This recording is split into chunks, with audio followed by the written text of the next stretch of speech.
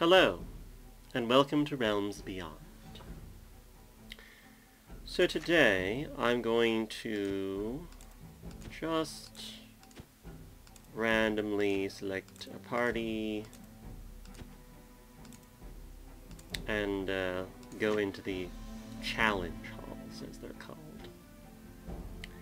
Because today I want to look at something that is very different from what it would normally be in D&D 3.5. And that is equipment. So by pulling up this screen, we can take a look that, this guy has plate armor on.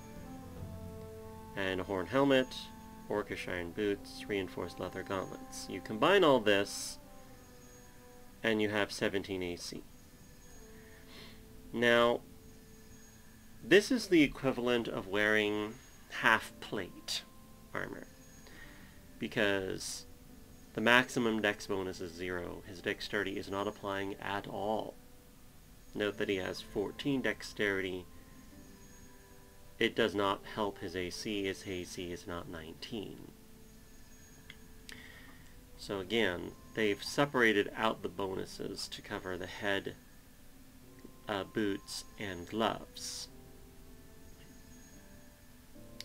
And basically every class does that. Full shoes, robes of summoning. Nothing special about these, it should be noted. They don't have any special properties. But it is nice that they can wear it.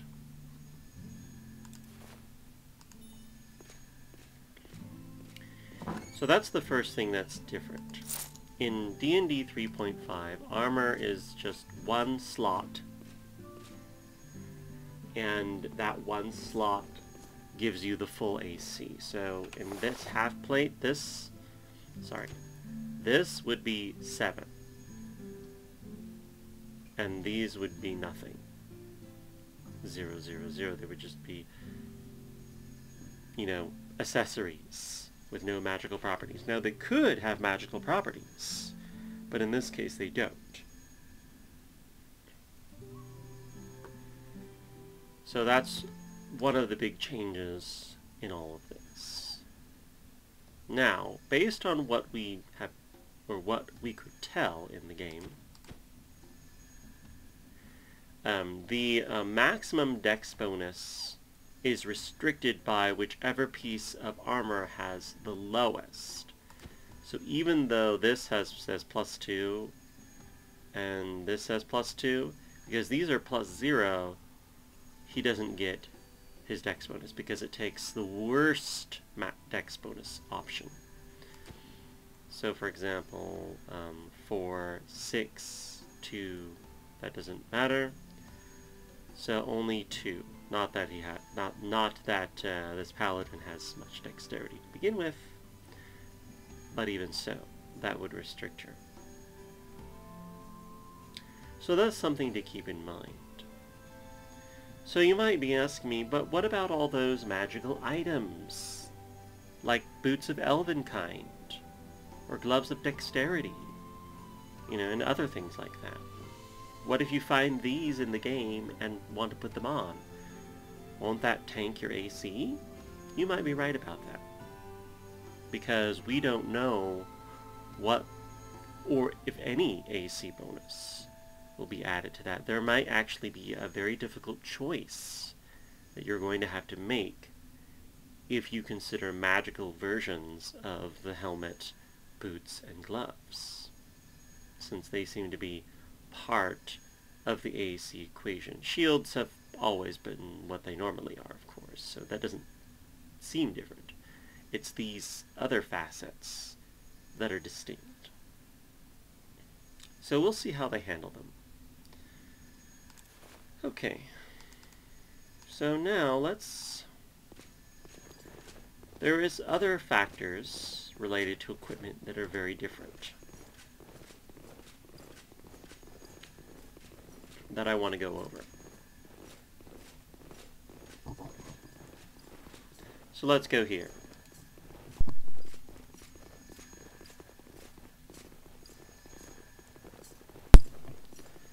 Okay, let's talk to this alchemist and take a look at his shop. So, as you can see, you can buy necklaces and rings here, and scrolls. We've gone over a few of these, but there's some really interesting options like this one. Ring of Health. Immunity to freeze. It should be noted that according to the system reference document, there is no frozen status effect. There is no, like, I'm frozen.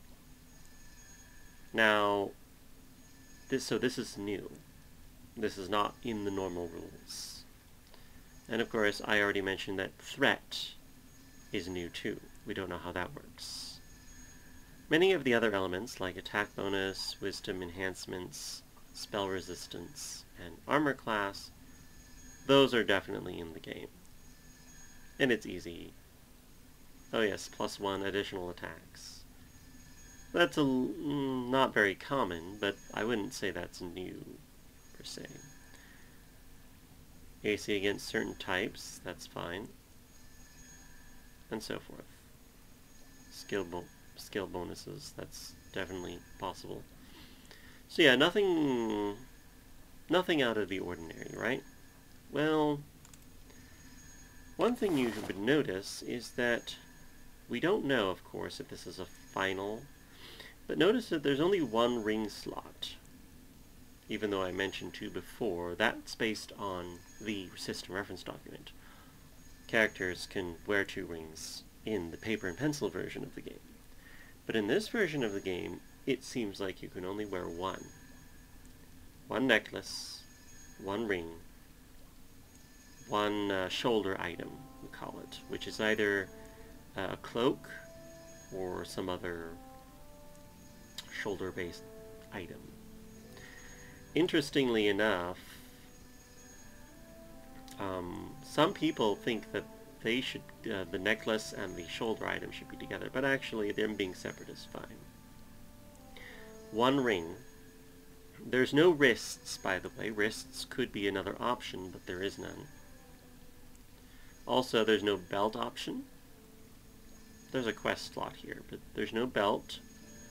So, belts of giant strength, if they exist, are not worn like this. Maybe they're worn in this slot. There's no vests. Vest is a separate slot from a armor piece, it should be noted. The armor slot does share its space with the robe slot, which is why you can wear a robe here. And of course the headpiece. And there's no eyepieces. So when you compare the magical item slots you have available to you here with the ones available to you in the system reference document, you've basically taken out half of your options, approximately, with some caveats here or there. That's a lot of magic items you will not be able to utilize all at once. So, you will be much weaker than the typical 3.5 character might be if they were equipped up like a Christmas tree. That's the lingua franca of how that's explained. Or sorry, that's the colloquialism. Excuse me. That's the colloquialism of how that's explained. Is the Christmas tree effect. You're not quite a Christmas tree now, so you're going to have to pick and choose what magic items you use very carefully. Which stats do you want to bump up, and so forth and so on. So that's pretty cool.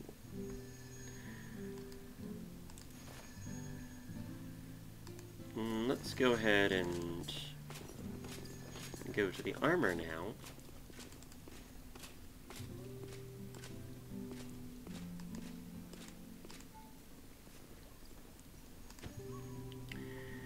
And let's talk about pluses.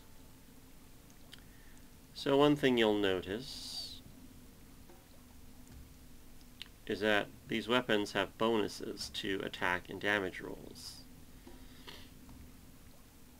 So sometimes they only have an attack bonus. And sometimes they have both an attack and a damage bonus. Now this is not how it's usually done. Usually it's always both. But they're actually making a distinction here, and therefore varying the price.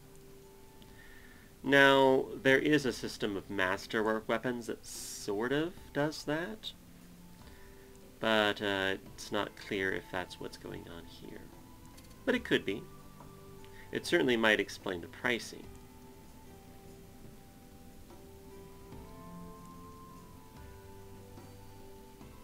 And there's just lots of weapons. More threat. So this is a +2 item. I don't think there's a +2 that doesn't have damage. It might just be them relegating masterwork weapons with just +2 weapons. You've obviously noticed by this point that many magical items are named. They have names on them. Usually that means that they have a story behind them. Now, whether we're able to ever read that story might have to do with our lore skill, so you might want that if you want to know more. But yeah, it's all very relevant. Armor's the same way. Shields.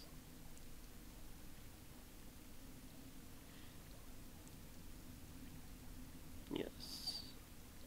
So it looks like what they've done is they made regular iron shields 1 to your armor class, and the big tower shields are 2.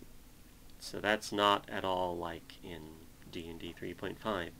They've definitely made it harder to increase your armor class through the armor.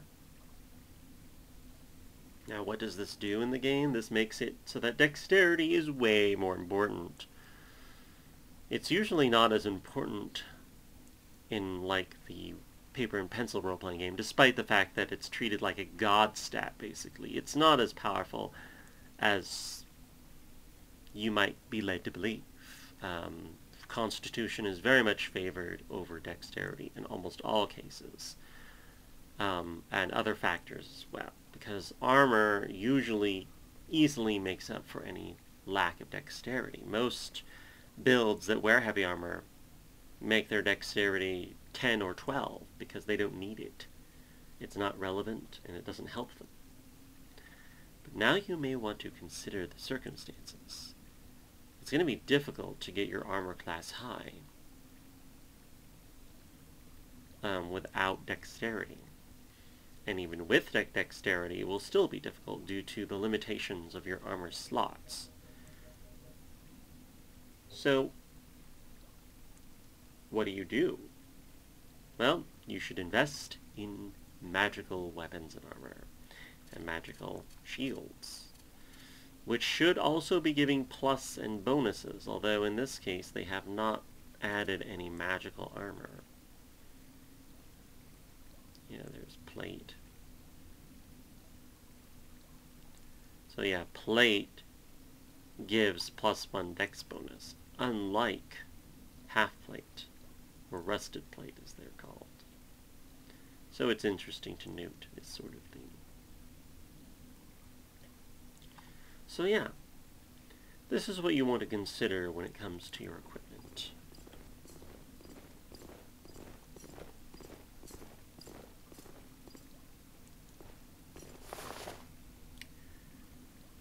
The other thing you have to note is that there is a load based on your armor. So, for example, this is a fighter. He's wearing really heavy armor, and so his load is 88 pounds, and then he has a max load, which is based on your strength. Notice that that changes depending on the character. So what happens if I overwhelm the load? Well, let's find out.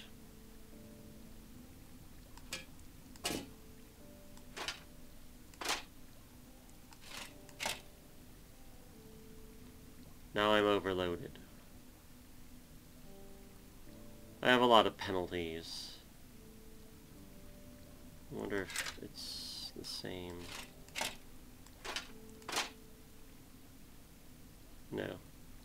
It just gets worse the heavier you get. Yep. So the heavier you get, the worse these penalties become. Now I wonder what your speed is. Oh, just normal. So at least you can still walk and move around the same. That's nice. But overwhelming your load is a very good way to not be very effective in combat at all. So you want to avoid overloading yourself in any fashion. Or, if you're not proficient in the armor, that will also cause this to come up. So you don't want to be a ranger and then start wearing medium armor. Because that's terrible. So, those are all of the elements related to equipment that I would like to go over today. Thank you very much for watching, and see you in the next video.